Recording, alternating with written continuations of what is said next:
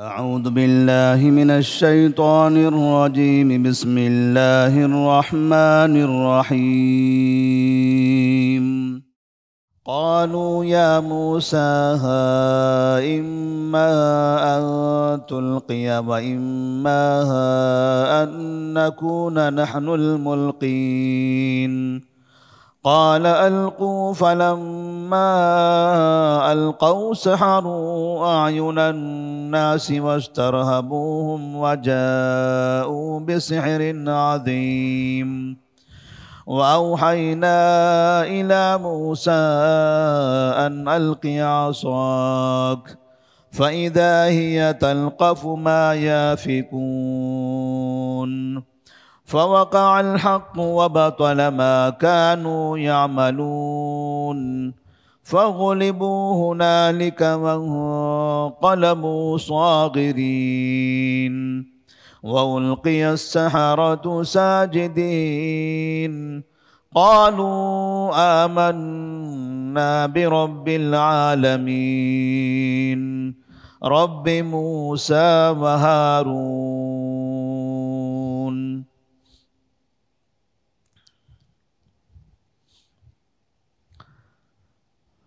سورۃ الاعراف آیت نمبر 115 سے 122۔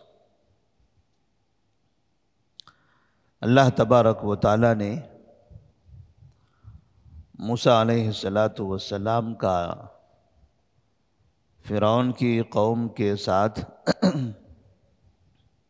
جادوگری کا وہ قصہ نقل فرمایا کہ جس وقت موسیٰ علیہ السلام فرعون کے دربار میں جا کر فرعون کو اور اس کے درباریوں کو اسلام کی دعوت دیتے ہیں اور انہیں یہ بتاتے ہیں کہ اللہ یہ سارے جہاں کا رب ہے، اللہ کے علاوہ اس کائنات میں کوئی اور رب نہیں ہے۔ فرعون اپنے آپ کو رب بتایا کرتا تھا اور فرعون کے درباری اس کی قوم کے لوگ اسے رب مانتے تھے۔ موسیٰ علیہ السلام چاہتے تھے کہ لوگوں کے سامنے حقیقت واضح ہو کہ حقیقت میں رب کون ہے۔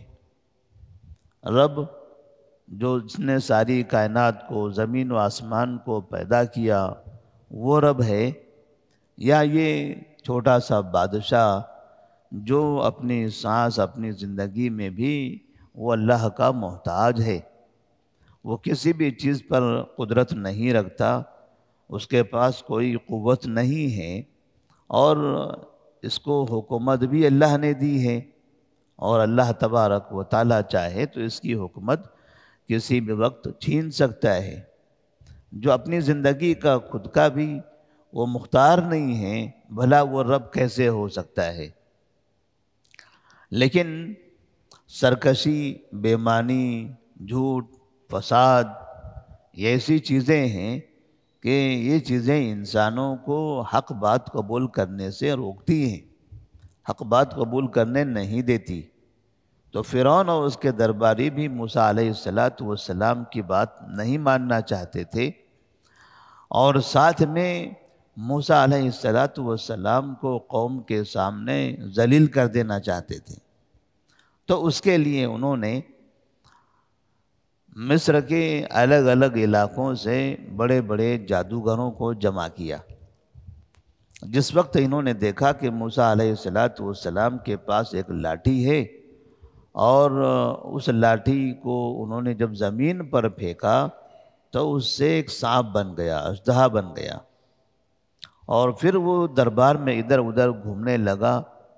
فرعون اور اس کے درباری ڈرنے لگے، تو اس چیز کو انہوں نے دیکھ کر یہ سمجھا کہ یہ جادوگری ہے، اور موسیٰ علیہ السلام ہمیں اپنے جادو کے ذریعے مرعوب کرنا چاہتے ہیں، ہمیں ڈرانا چاہتے ہیں، اور اپنی بات اس جادو کے ذریعے ڈرا کر ہمیں منوانا چاہتے ہیں۔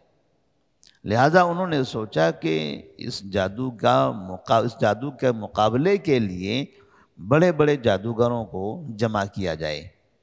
تو اس کے لیے فرعون نے ایک جشن کا یا عید کا دن، میلے کا دن متعین کیا کہ اس دن تمام لوگوں کو جمع کیا جائے اور جادوگروں کو بھی جمع کیا جائے۔ بعض روایتوں میں ہے کہ 70,000 کے قریب جادوگر جمع ہوئے تھے۔ اگر یہ تعداد بہت زیادہ بڑی بھی ہو تو بتانے کا مطلب یہ ہے کہ بہت زیادہ جادوگروں کو جمع کیا گیا تھا۔ تعداد کم و بیش ہو سکتی ہے لیکن بہت زیادہ جادوگروں کو جمع کیا گیا تھا۔ تو اس کی دو وجہ ہیں۔ ایک وجہ یہ ہے کہ فرعون کو ڈر لگنے لگا تھا کہ موسیٰ علیہ السلام اگر کہیں ہم نے جادوگر کم بلائے اور ان میں وہ لوگ کمزور پڑ گئے تو یہ غالب آ جائیں گے اور میری حکومت برباد ہو جائے گی، میں ذلیل ہو جاؤں گا۔ دوسرے جادوگر یہ سمجھتے تھے کہ اگر ہم جائیں اور اپنی طرف سے یوگدان پیش کریں، اپنی طرف سے جادوگری پیش کریں، اور اگر ہماری جادوگری سے موسیٰ کو شکست ہو گئی تو پھر ہم فرعون کے سامنے، فرعون کے دربار میں پھر اپنے ایک قابل انسان بن جائیں گے، اس کے قریبی انسان بن جائیں گے اور ہمارے اوپر انعام و اکرام کی بارشیں ہونے لگے گی۔ تو ادھر جادوگر لالچ میں ادھر ادھر سے دوڑے آئے اور ادھر سے فرعون اپنے خوف میں مبتلا ہو کر زیادہ سے زیادہ جادوگروں کو وہ بلانا چاہتا تھا، جس کی وجہ سے جادوگروں کی بھیڑ لگ گئی اور پھر لوگ بھی جمع ہو گئے کہ یہ آخر یہ دیکھنا ہے ہم کو کہ کون یہاں پر غالب آتا ہے۔ اب فرعون نے یہاں پر خاص طور پر لوگوں کو جمع ہونے کا حکم دیا تھا، وہ یہ بتانے کے لیے کہ ہمارے سامنے جو بھی گستاخی کرتا ہے اس کی سزا ایسی ہوتی ہے، یعنی اس کو تمام لوگوں کے سامنے ذلیل اور رسوا کیا جاتا ہے، لہذا اب ایسی سزا ان کو ملے گی، ایسی ذلت اور رسوائی ہوگی کہ ان کے بعد کوئی بھی پھر ہمارے دربار میں آ کر کسی اور کو رب بتانے کی کوشش نہیں کر سکے گا۔ مقصد ان کا یہ تھا کہ موسیٰ علیہ السلام کو زیادہ سے زیادہ لوگوں کے سامنے ذلیل کیا جائے۔ اس طرح سے کافی لوگ جمع ہوئے اور جمع ہونے کے بعد جادوگروں نے موسیٰ علیہ السلام سے کہا، قالوا یا موسیٰ اما ان تلقی و اما ان نکون نحن الملقین۔ اب جادو جو یہاں پر ہونا تھا، چونکہ موسیٰ علیہ السلام کے پاس لاٹھی تھی اور انہوں نے لاٹھی کو زمین پر پھینکا تھا، اس سے وہ سانپ بن گیا تھا، وہ لاٹھی سانپ بن گئی۔ تو طریقہ جادو کے مقابلے کا ایسے ہی اپنایا گیا کہ ہمارے پاس بھی لاٹھیاں ہوں گی، رسیاں ہوں گی، ہم بھی زمین پر پھینکیں گے، وہ بھی سانپ بن جائیں گے۔ جیسے کوئی تیسا، یعنی جیسے ان کے پاس ہیں ویسے ہی ہم جادو دکھائیں گے، کچھ الگ قسم کا جادو نہیں ہوگا۔ تو انہوں نے کہا، قالوا یا موسیٰ اما ان تلقی و اما ان نکون نحن الملقین۔ جادوگروں نے کہا، اے موسیٰ یا تو آپ اپنی لاٹھی زمین پر پھینکو، پہلے آپ کرتب دکھا دو، وَإِمَّا أَن نَّكُونَ نَحْنُ الْمُلْقِينَ، یا ہم ہماری لاٹھیاں اور رسیاں زمین پر پھینکیں، ہم کرتب دکھائیں۔ تو کون کرنا چاہیں، اس میں آپ کو اختیار ہے۔ اگر آپ اپنا جادو پہلے دکھانا چاہتے ہو تو اپنا جادو دکھا دو، یا اگر آپ چاہتے ہو کہ ہم دکھائیں تو ہم دکھا دیتے ہیں، کیونکہ جادوگر موسیٰ علیہ السلام کے اس معجزے کو جادو سمجھتے تھے، لہذا انہوں نے موسیٰ علیہ السلام سے اپنا جادو دکھانے کے لیے کہا، یا پھر کہا کہ اگر آپ کی خواہش ہے تو پہلے ہم دونوں میں آپ کو اختیار رہے گا، ہم اپنی طرف سے مختار نہیں رہیں گے، آپ جیسے چاہو گے ہم ویسا کریں گے۔ کیوں ایسا کہا انہوں نے؟ اس لیے کہ جادوگروں کو مکمل اعتماد تھا اپنے جادوگری پر کہ ہم چاہے وہ پہلے دکھائیں چاہے ہم پہلے دکھائیں، غالب تو ہم کو ہی ہونا ہے۔ اور ہمارے سامنے کبھی کوئی جادوگر کامیاب ہو کر نہیں گیا، کوئی ہمارے سامنے فتح یاب ہو کر گیا نہیں ہے، اور ان کو تو ہم آسانی سے شکست دے دیں گے۔ تو جیسے سامنے کوئی کمزور آتا ہے مقابلے کے لیے تو کہتے ہیں بولو کیسے لڑنا ہے، آپ کی مرضی، لڑائی کیسے کرنا ہے، کشتی کیسے کھیلنا ہے، آپ کی مرضی، آپ بتاؤ۔ کیونکہ اس کو یہ سمجھ میں آتا ہے کہ یہ تو کچھ بھی نہیں ہے میرے لیے، یہ جیسے بولے گا میں ویسے تیار رہوں گا، اور مجھے تو غالب ہونا ہی ہے۔ تو یہی اعتماد سے جن جادوگروں نے موسیٰ علیہ السلام سے کہی۔ قال القوا، موسیٰ علیہ السلام نے کہا، جیسے انہوں نے اعتماد سے موسیٰ علیہ السلام کو اختیار دیا تھا، موسیٰ علیہ السلام نے اس سے کہیں زیادہ اعتماد سے کہا چلو پہلے آپ بھی دکھا دو۔ قال القوا، آپ نے کہا کہ تم لوگ پھینکو، تمہارے پاس کیا کیا ہے، رسیاں ہیں، لاٹھیاں ہیں، کس کس چیز سے تم سانپ بنانا چاہتے ہو، پھینک دو ہمارے سامنے، دیکھتے ہیں کیسے ہوتا ہے۔ فلما القوا سحروا اعین الناس واسترهبوهم، اب جیسے ہی انہوں نے اپنی لاٹھیاں اور رسیاں پھینکی، سحروا اعین الناس، انہوں نے لوگوں کی آنکھوں پر جادو کر دیا، اور لوگوں کو وہ لاٹھیاں اور رسیاں سانپ نظر آنے لگی، اور اس طرح سے وہ سانپ پورے میدان میں گھومنے پھرنے لگے۔ جیسے ہم دیکھتے ہیں سانپ کا جو کھیل ہوتا ہے، لوگ چاروں طرف سے کھڑے ہوتے ہیں اور بیچ میں وہ کرتب دکھانے والا سانپ کو گھماتا رہتا ہے، اس کا سانپ اسی دائرے میں گھومتا رہتا ہے، پھر وہ اپنے ہاتھوں میں لیتا ہے، نیچے رکھتا ہے، اس طرح سے لوگ تعجب سے دیکھتے ہیں اور پھر اس کو انعام دیتے ہیں۔ تو ایسے ہی ان لوگوں نے لاٹھیاں اور رسیاں پھینکی، اور سحروا اعین الناس، اور ان لوگوں نے لوگوں کی آنکھوں پر جادو کر دی، واسترہبوہم، اور ان پر ہیبت طاری کر دی، ان کے دلوں میں خوف پیدا کر دیا۔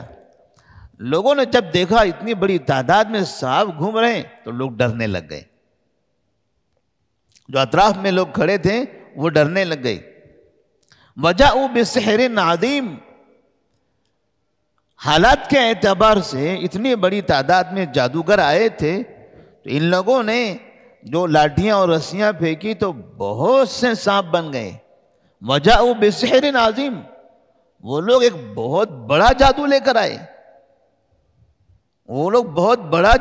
کر آئے، یعنی بہت بڑے بڑے خطرناک قسم کے سانپ بن گئے۔ اتنا بڑا جادو کہ وہ لوگ جو مصر کے لوگ پہلے سے ایسے جادو کا سانپ دیکھنے کے عادی تھے، وہ لوگ بھی اس جادو کو دیکھ کر ڈرنے لگ گئے۔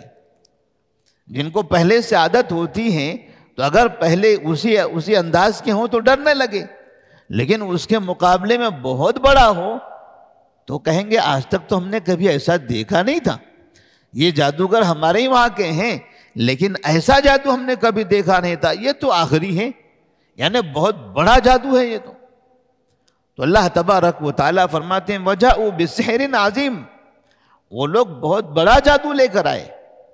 مطلب اس کا یہ تھا کہ ان لوگوں نے آخری جس حد تک وہ جا سکتے تھے اس حد تک ان مقابلے کے لیے کوشش کر لی تھی، اب اس سے آگے اور کوئی جادو ان کے پاس نہیں تھا، اس سے زیادہ اور کوئی صلاحیت کوئی طاقت ان کے پاس نہیں تھی۔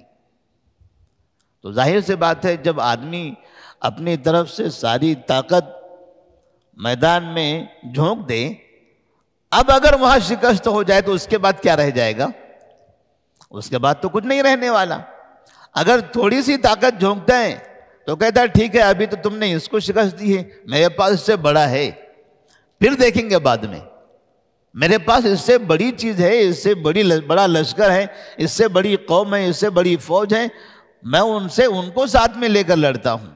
مطلب ابھی ہم نے تھوڑا سا چھوٹا سا کام کیا تھا تو ایک اور بڑے جنگ کی تیاری رہے گی، لیکن جب سامنے والے کو پتہ ہے کہ ہم نے تو ساری طاقت ہی جھونک دی ہے، اس سے بڑی طاقت ہمارے پاس کچھ بھی نہیں ہے، تو پھر اب اسے مکمل اعتماد ہوگا کہ ہم غالب آ جائیں گے، اور ساتھ میں اس بات کا بھی خوف ہوگا کہ اگر ہار گئے، اگر یہاں شکست ہو گئی تب کہیں کے بھی نہیں رہ جائیں گے، کیونکہ یہ ہماری آخری طاقت ہے، اس کے آگے اب کچھ بھی نہیں ہے۔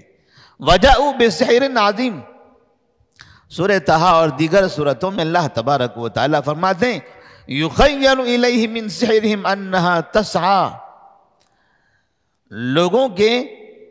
لوگوں کو ایسے خیال ہونے لگا، وہ حقیقت میں سانپ نہیں تھے۔ يُخَيَّلُ إِلَيْهِ مِن سِحْرِهِمْ، ان کے جادو سے ان کو ایسا خیال آنے لگا کہ انہا تسعیٰ، وہ سانپ ہیں اور دوڑ رہے ہیں۔ فَأَوْجَسَ فِي نَفْسِهِ خِیفَةً مُوسیٰ، اور جیسے سب لوگ ڈر رہے تھے ایسے ہی موسیٰ علیہ السلام نے بھی دیکھا اتنے خطرناک، اتنے زیادہ سانپ، تو ان کے دل میں بھی ڈر پیدا ہوا، وہ بھی گھبرانے لگے، یہ کیا ہے؟ فَأَوْجَسَ فِي نَفْسِهِ خِیفَةً مُوسیٰ قُلْنَا لَا تَخَفْ إِنَّكَ أَنْتَ الْأَعْلَىٰ، اللہ تبارک و تعالیٰ فرماتے ہیں اے موسیٰ لا تخف، آپ نہ ڈریے، انک انت الاعلیٰ، غلبہ تو آپ ہی کو ہونا ہے، کامیابی آپ ہی کو ملنے والی ہے، انک انت الاعلیٰ لا تخف انک انت الاعلیٰ۔ اللہ تبارک و تعالیٰ نے موسیٰ علیہ السلام کو تسلی دے دی، اور پھر اللہ فرماتے ہیں وَأَوْحَيْنَا إِلَى مُوسَىٰ أَنْ أَلْقِ عَصَاكَ، اور پھر ہم نے موسیٰ علیہ السلام سے کہا کہ آپ اپنی لاٹھی پھینک دیجئے۔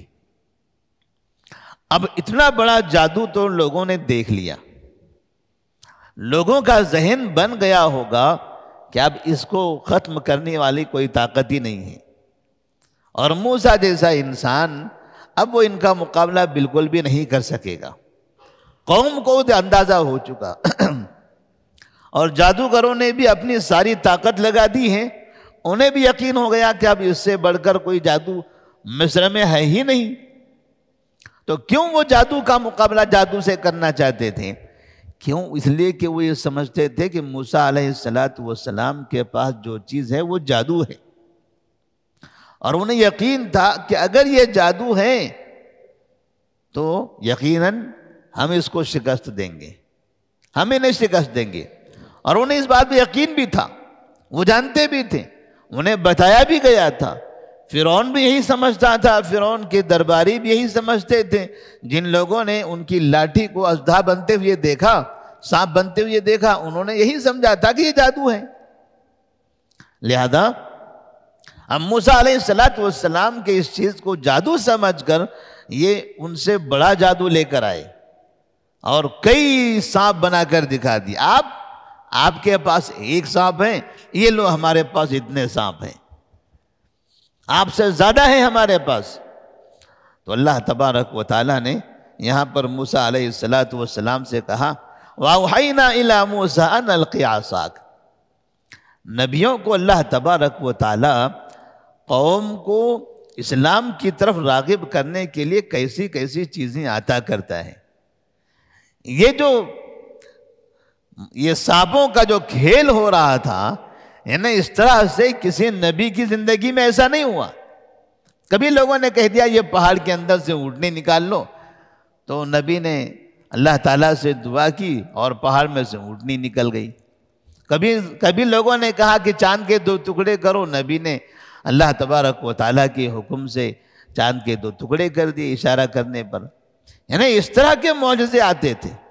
لیکن باقاعدہ یہ ایک بڑے کھیل کی طرح مجمع بنا ہو اور اس میں یہ جادوگری کا مظاہرہ کیا جا رہا ہو اور پبلک جمع ہو دیکھنے کے لیے، بادشاہ موجود ہو، بادشاہ کے درباری موجود ہو، اور پھر سب لوگ اتنے بڑے مجمع میں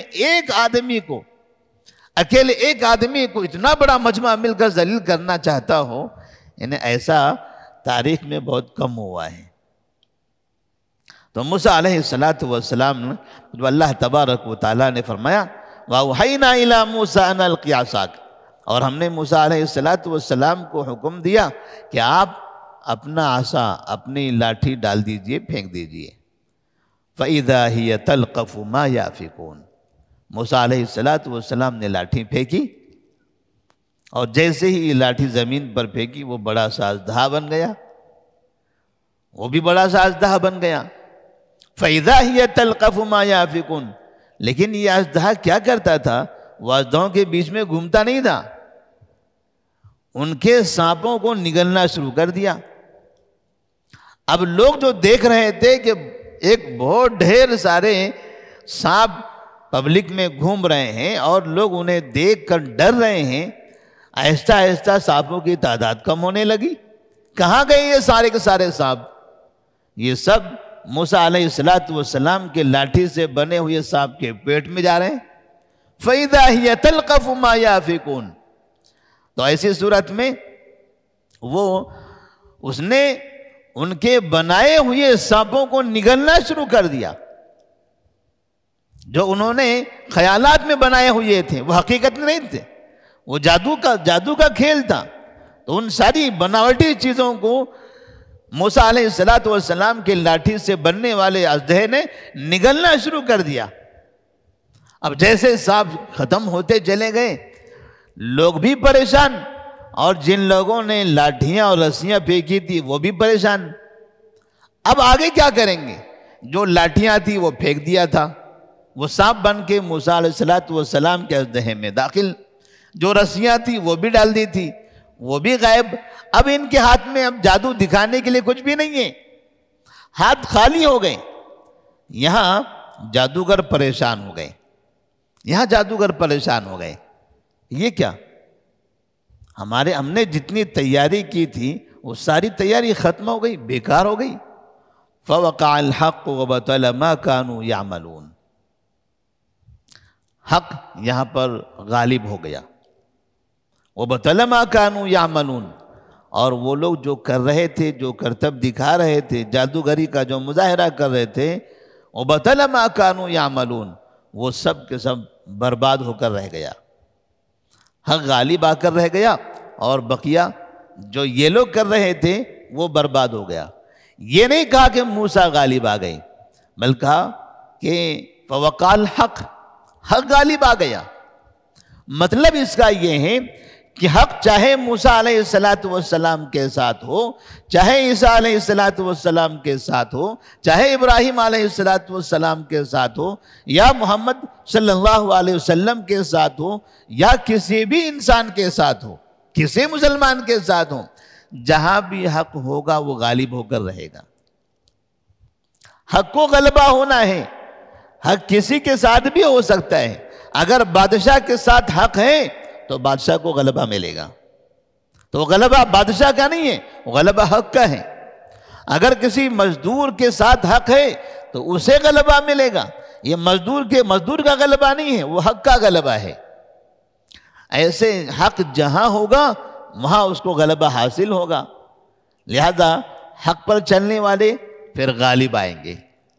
جو حق پر رہیں گے، جب حق کو غلبہ ملنا ہے تو حق پر چلنے والے پھر ان کو غلبہ ملے گا. فَوَقَعَ الْحَقُّ وَبَطَلَ مَا كَانُوا يَعْمَلُونَ. اس سے ایک چیز یہ بھی سمجھ میں آتی ہے کہ اسلامی تعلیمات کے ذریعے جادوگری کا خاتمہ کیا جا سکتا ہے. اور نبی کریم صلی اللہ علیہ وسلم پر جب جادو کیا گیا تھا تو اللہ تبارک و تعالیٰ نے آپ پر سورہ فلق اور سورہ ناس نازل فرمائی تھی. یہ 2 سورتیں نازل فرمائی تھی کہ آپ ان 2 سورتوں کی تلاوت کیجیے. ان 2 سورتوں کی تلاوت کرو، اس سے آپ کے اوپر کا جادو ختم ہو جائے گا. لوگ جادو کرتے ہیں، انہوں نے جادو کیا تھا، لاٹھی اور رسی کا استعمال کیا. تو ایسے لوگ جادوگری میں کبھی کپڑے کا، کبھی مرغوں کا، کبھی بکروں کا، کبھی مختلف جانوروں کا، کبھی سوئی اور دھاگے کا، کبھی پتلے کا، مجسمے کا، کبھی بالوں کا، ایسے نئی الگ الگ چیزوں کا جادوگر استعمال کرتے رہتے ہیں. اور اس کا توڑ، اس کا خاتمہ کیسے ہوگا؟ قرآن مجید کی آیات سے. اللہ تبارک و تعالیٰ نے جو مسلمانوں کو قوت عطا فرمائی ہے اس کلام کے ذریعے، یہ کلام جو قرآن مجید کے نام سے جانا جاتا ہے، وہ ایسا کلام ہے کہ جہاں ہم اس کی تلاوت کریں گے، اس کو پڑھیں گے، وہاں پر ساری باطل طاقتیں ختم ہو جائیں گی، ہر طرح کی باطل طاقتیں ختم ہوگی۔ اور قرآن کے کلام کا جو اثر ہے وہ کیسے ہوگا؟ کوئی انسان کے دل میں کفر ہے، کوئی انسان اسلام سے نفرت کرتا ہے، اس کے سامنے بیٹھیے، قرآن کی تلاوت کیجیے، اس کے اندر کی جو شرارت ہے، اس کے اندر کا جو کفر ہے، یہ قرآن کی آیتیں ان سب کو صاف کرتی چلے جائے گی۔ جیسے ہم نے نبی کریم صلی اللہ علیہ وسلم کے زمانے میں لوگوں کو مسلمان ہوتے ہوئے دیکھا، کس طرح سے عمر فاروق رضی اللہ تعالیٰ عنہ مسلمان ہوئے، کس طرح سے طفیل بن عمرو دوسی رضی اللہ تعالیٰ عنہ مسلمان ہوئے، زماد ازدی رضی اللہ تعالیٰ عنہ کیسے مسلمان ہوئے۔ ان لوگوں کے مسلمان ہونے کے جو واقعات موجود ہیں کہ انہیں زیادہ سمجھانا نہیں پڑا، ان کے سامنے قرآن کی تلاوت کی گئی اور ان کا دل صاف ہوتا چلا گیا۔ قرآن مجید میں اللہ تبارک و تعالیٰ نے وہ تاثیر رکھی ہے۔ ایسے ہی جب کوئی جادوگر جادو کرتا ہے تو انسان کے دل اور دماغ اور خصوصی طور پر دماغ پر وہ اثر کرتا ہے، دماغ پر اثر کرتا ہے۔ اب اسے جگہ جگہ پر کوئی بھی چیز نظر آنے لگتی ہے، ایسا لگتا ہے کہ کوئی مجھے دوڑا رہا ہے، کوئی میرا پیچھا کر رہا ہے، اور اچانک کوئی ایسی چیز اس کو نظر آنے لگتی ہے اور یہ اس کے خیال میں ہوتا ہے اور وہ چیخنے لگتا ہے۔ جب ان سے پوچھو کیا ہوا تو کہتے ہیں یہاں کوئی دکھائی دے رہا ہے، آپ جائیے وہاں پر، وہاں کوئی بھی نہیں ہے، وہاں کوئی بھی نہیں ہے، وہاں آپ ہاتھ لگا کر دیکھیے، اس طرح سے وہاں کوئی چیز موجود نہیں ہے۔ وہ کہے گا نہیں، اس طرح کا آدمی ہے، ایسے کپڑے ہیں، ایسے فلاں ہیں۔ تو یہ اس کے دماغ پر ایسے اثر کر دیتے ہیں، یخیل الیہ من سحرہم انہا تسعی، لوگوں کے خیال میں ایسی بات آنے لگی ان کے جادو کی وجہ سے کہ وہ سانپ ہیں اور وہ دوڑ رہے ہیں، لوگوں کے خیال میں آنے لگے، وہ حقیقت میں نہیں تھے، وہ حقیقت میں سانپ نہیں تھے، لوگوں کو ایسے خیال آنے لگا۔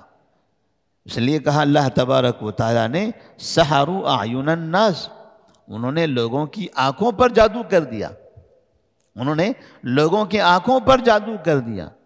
تو اس طرح جادوگری یہ آنکھوں پر ہو جاتی ہے، جس آدمی پر یہ اثر ہوتا ہے وہ آنکھیں ایسی کھول کے دیکھتا ہے اور اسے کچھ سامنے کچھ دکھائی دے رہا ہوتا ہے، سامنے اسے کچھ دکھائی دے رہا ہوتا ہے۔ آپ قرآن مجید کی تلاوت کیجئے، وہ آنکھوں کا جو پردہ ہے جادو کا وہ ختم ہو جائے گا، اس کے دماغ میں، اس کے دل پر جو پردہ پڑا ہوا ہے یہ پردہ ختم ہو جائے گا۔ فَوَقَعَ الْحَقُّ وَبَطَلَ مَا كَانُوا يَعْمَلُونَ، تو اللہ تبارک و تعالیٰ فرماتے ہیں حق غالب آ گیا، اور وہ لوگ جو کر رہے تھے، وہ لوگ جو جادوگری دکھا رہے تھے، وہ سب کے سب برباد ہو گئے۔ فَغُلِبُوا هُنَالِكَ وَانقَلَبُوا صَاغِرِينَ، اب یہاں پر نتیجہ کیا نکلنا تھا؟ جادوگری یا جادوگر یہ تو شریر قسم کے لوگ ہوتے ہیں، برے لوگ ہوتے ہیں، جو معاشرے میں لوگوں کے ساتھ برا برتاؤ کرتے رہتے ہیں، لوگوں سے، ایک آدمی سے پیسہ لے کر دوسرے آدمی کی زندگی کو برباد کرتے ہیں، یہ کام کرنے والے لوگ ہوتے ہیں۔ تو یہ لوگ تو اچھے نہیں ہو سکتے، یہ لوگ تو اچھے نہیں ہو سکتے۔ لیکن یہاں پر موسیٰ علیہ السلام کے سامنے جب انہوں نے اپنا جادو پیش کیا تھا تو اس وقت ان کے اوپر کیا نتیجہ نکلا، کیا اثر ہوا؟ تو کہتے ہیں فَغُلِبُوا هُنَالِكَ وَانقَلَبُوا صَاغِرِينَ، وہ سب کے سب مغلوب ہو گئے، شکست کھا گئے، یعنی وہ تمام کے تمام جادوگر شکست کھا گئے۔ وَانقَلَبُوا صَاغِرِينَ، اور ذلیل ہو کر رہ گئے، ذلیل ہو کر رہ گئے۔ اب ذلیل کون کون ہوئے؟ جادوگر بھی ہوئے، فرعون بھی ہوا، فرعون کے درباری بھی ہوئے، جو لوگ بھی موسیٰ علیہ السلام کو ذلیل کرنا چاہتے تھے وہ سب کے سب خود ذلیل ہو گئے۔ مطلب اللہ تبارک و تعالی جو اسلام کو ذلیل کرنا چاہتا ہے، اسلام پر عمل کرنے والے کو ذلیل کرنا چاہتا ہے، ایک وقت ایسا آئے گا کہ وہی آدمی تمام لوگوں کی نگاہوں میں ذلیل ہو کر رہ جائے گا۔ تو انہوں نے اتنے بھرے ہوئے مجمع میں موسیٰ علیہ السلام کو ذلیل کرنا چاہا تھا، لیکن انہیں کیا پتا کہ جس کے گرنے کے لیے ہم گڑھا کھود رہے ہیں، ہم ہی کو اس گڑھے میں گرنا ہے، وہاں جا کے ان کو ذلیل نہیں ہونا ہے، ذلیل تو ہم ہی کو ہونا ہے۔ وَانْقَلَبُوا صَاغِرِينَ وَأُلْقِيَ السَّحَرَةُ سَاجِدِينَ۔ یہاں ایک جو بڑی اچھی بات تھی وہ یہ ہوئی کہ تمام کے تمام جادوگر سجدے میں گر گئے۔ یہ موسیٰ علیہ السلام کے لیے بڑی کامیابی تھی۔ اس کا مطلب یہ ہوا کہ جیسے جادوگری کا جادو ختم ہوتا ہے، اس کے دل و دماغ سے شیطانیت بھی ختم ہو جاتی ہے۔ جب اسے پتا چلتا ہے کہ میں جو کھیل رہا تھا اتنے دنوں تک یہ سب تماشا تھا، اور یہاں تو ایک دوسری چیز ہے جو اس سے بہتر ہے، اس سے مضبوط اور طاقتور ہے، یہ کمزور چیز کو لے کر کسی اور کو ذلیل کرنے کے لیے بھلا میں یہ مہارت کیوں حاصل کروں؟ میں نے جو یہ فن سیکھا ہے، یہ فن لوگوں کو ذلیل کرنے کا، لوگوں کو تنگ کرنے کا، پریشان کرنے والا فن ہے، تو میں ایسا کھیل، ایسا فن کیوں سیکھوں جس کے ذریعے انسانوں کو میں برباد کرتا رہوں؟ میں وہ چیز کیوں نہ حاصل کروں جس سے مجھے بھی عزت ملے اور سب کو عزت ملے؟ تو یہاں جادوگروں کا ان کا دماغ بدل گیا اور انہوں نے سوچا کہ یہ ذلت والی زندگی سے عزت والی زندگی بہتر ہے۔ وَأُلْقِيَ السَّحَرَةُ سَاجِدِينَ، اور پھر تمام کے تمام جادوگر سجدے میں گر گئے۔ قَالُوا آمَنَّا بِرَبِّ الْعَالَمِينَ۔ اس سے بڑی کامیابی اور کیا ہو سکتی تھی؟ علامہ صفی الرحمن مبارک پوری رحمہ اللہ، جنہوں نے قرآن مجید کی جو تفسیر لکھی ہے، محمد جوناگڑھی صاحب نے ترجمہ کیا ہے، صفی الرحمن مبارک پوری رحمہ اللہ نے اس قرآن کی تفسیر لکھی ہے، اور بھی دوسری جو تفاسیر ہیں، تو بعض مفسرین نے لکھا ہے کہ جادوگروں کی اس وقت کی تعداد 70,000 کے قریب تھی۔ پھر کہتے ہیں کہ اس سے کم بھی ہو سکتی ہے، ضرور نہیں کہ اتنی ہی ہو، کیونکہ 70,000 تو بہت بڑی تعداد ہے، لیکن بتانے کا مطلب یہ ہے کہ بہت بڑی تعداد ہے۔ موسیٰ علیہ السلام فرعون کے دربار میں گئے تھے اسے سکھانے کے لیے، اس نے تو قبول نہیں کیا، اس کے درباریوں نے تو نہیں مانا۔ درباریوں کی تعداد کتنی ہوگی؟ 10، 20، 50، 100 اور کتنی ہو سکتی ہے؟ لیکن یہاں باہر تو ہزاروں کی تعداد تھی، یہاں باہر ہزاروں کی تعداد تھی۔ اللہ تبارک و تعالیٰ نے موسیٰ علیہ السلام کی دعوت کو اتنا آسان کر دیا کہ اس معجزے کے ذریعے اور سامنے جادوگروں کے اس مقابلے کے ذریعے اتنے لوگوں پر موسیٰ علیہ السلام کی دعوت کا اثر ظاہر کر دیا۔ کہتے ہیں قالوا آمنا برب العالمین رب موسیٰ و ہارون۔ یہ ایمانداری تھی، یہ ایمانداری تھی کہ آدمی کو اگر صحیح بات معلوم ہو جائے تو آدمی صحیح بات کو قبول کر لے۔ مطلب یہ ہوتا ہے کہ چاہے فرعون کے دور کے لوگ ہوں، چاہے کسی اور دور کے لوگ ہوں، چاہے آج کے دور کے لوگ ہوں، برے سے برے لوگ، جب آپ ان کے پاس اچھی بات اچھے طریقے سے پیش کر دو گے اور اس کے دل میں بات اتر جائے گی تو وہ اپنی ساری برائیوں کو چھوڑنے کے لیے تیار ہوگا۔ بھلا جو جادوگر ساری زندگی جادو سے کمائی کرتے رہے تھے، انہوں نے کیسے اچانک یہ ساری چیزیں چھوڑ دی اور کہہ دیا آمنا برب العالمین؟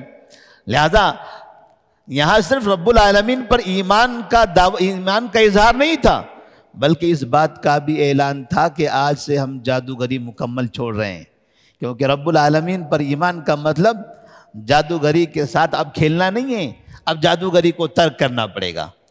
تو انہوں نے اسی جگہ پر جادوگری چھوڑنے کا اعلان کر دیا کہ آج سے ہم جادوگری بھی نہیں کریں گے، یہ کام، یہ دھندا جو انسانوں کو نقصان پہنچانے والا، انسانوں کو لوٹنے والا ہے، اب اس کام پر ہم عمل نہیں کرنے والے۔ قالوا آمنا برب العالمین رب موسیٰ و ہارون۔ ہم رب العالمین پر ایمان لاتے ہیں، رب العالمین پر ایمان۔ انہوں نے یہ نہیں کہا کہ اللہ پر ایمان لاتے ہیں، انہوں نے کہا رب العالمین پر ایمان لاتے ہیں، کیونکہ پہلے وہ یہ کہتے تھے کہ رب فرعون ہے، اور سب یہ کہتے تھے کہ فرعون رب ہیں، سب کی نظر میں فرعون رب تھا، فرعون کہتا تھا میں رب ہوں، لہذا انہوں نے کہا آمنا برب العالمین، یہ رب نہیں ہے جو سارے جہانوں کا رب ہے، ہم اس پر ایمان لاتے ہیں۔ اب وہ رب کون ہے، رب العالمین کون ہے؟ تو اسی کی وضاحت آگے کر دی، رب موسیٰ و ہارون، جو موسیٰ اور ہارون کا رب ہے۔ موسیٰ علیہ السلام اور ہارون علیہ السلام کا جو رب ہے وہی رب العالمین ہے، جس رب کی طرف وہ بلا رہے ہیں اسی رب پر ہم ایمان لاتے ہیں۔ اسلام کے آنے کے بعد، نبی کی دعوت کے بعد، جب جادوگر جیسی قوم ان کی بات ماننے کے بعد، ان کے سامنے ان کی بات آ جانے کے بعد وہ اپنے آپ کو بدل سکتی ہے، تو پھر عام کافر کیوں نہیں بدل سکتا؟ اور پھر ہم مسلمان اپنی زندگی میں تبدیلی کیوں نہیں لا سکتے؟ جب کافر بھی ہے، جادوگر بھی ہے، نبی کے باتوں کے سامنے وہ اپنے آپ کو جھکا لیتے ہیں، اپنے آپ کو پست کر لیتے ہیں اور وہ سر جھکا لیتے ہیں، قبول کر لیتے ہیں، تو ایک مسلمان بھلا قرآن مجید کی تعلیمات کے بعد، احادیث رسول کے بعد پھر اپنے آپ کو کیوں نہیں پست کر دیتا؟ کیوں نہیں اپنے آپ کو سرنڈر کرتا؟ کیوں یہاں مسلمان اکڑا ہوا ہے، گھمنڈ میں مبتلا ہے؟ کیوں یہاں تکبر کیا ہوا ہے؟ کیوں اس کے دل پر قرآن مجید کا اثر نہیں ہوتا؟ کیوں ان کے دلوں کو قرآن مجید نرم نہیں کرتا؟ اس سے سمجھ میں آتا ہے کہ وہ جادوگروں کا ایمان، وہ جادوگروں پر اثر کرنے والی وہ چیز ویسے لوگوں پر تو اثر کر گئی، لیکن ہم جیسے لوگوں پر اثر نہیں کر رہی ہیں۔ قرآن جیسا کلام ہمارے اوپر اثر نہیں کر رہا ہے تو یہ ہمارے لیے بڑی بدبختی کی بات ہوگی، یہ بڑی بدنصیبی کی بات ہوگی۔ ویسے لوگ اس بھرے میدان میں ایمان کے سامنے گھٹنے ٹیک دیتے ہیں اور رب پر ایمان لانے کا اظہار کر دیتے ہیں، تو جو ہمیشہ رب پر ایمان لانے کا دعویٰ کرتے ہیں ان کے سامنے اگر قرآن مجید جو معجزہ ہے، وہ لاٹھی والا معجزہ دیکھ کر انہوں نے ایمان قبول کر لیا تھا، یہ قرآن اللہ کا کلام، یہ معجزہ دیکھ کر پڑھ کر ہم ایمان نہیں لاتے اور ہماری زندگی میں تبدیلیاں پیدا نہیں ہوتی، ہمارے اخلاق اچھے نہیں ہوتے، ہمارے اعمال اچھے نہیں ہوتے، ہمارے اندر ایمانداری نہیں آتی، تو پھر ان کافر جادوگروں سے بدتر تو ہم یہ۔ اللہ سے دعا کریں کہ اللہ تبارک و تعالی ہمیں قرآن مجید اور نبی صلی اللہ علیہ وسلم کی حدیث پڑھنے کے بعد، ان کو سننے کے بعد اپنی زندگی میں تبدیلیاں لانے کی توفیق عطا فرمائے، ہمیں اسلام پر عمل کرنے کی توفیق دے، اللہ کے اس کے رسول کی اطاعت کرنے کی توفیق عطا فرمائے۔ والسلام علیکم ورحمۃ اللہ وبرکاتہ۔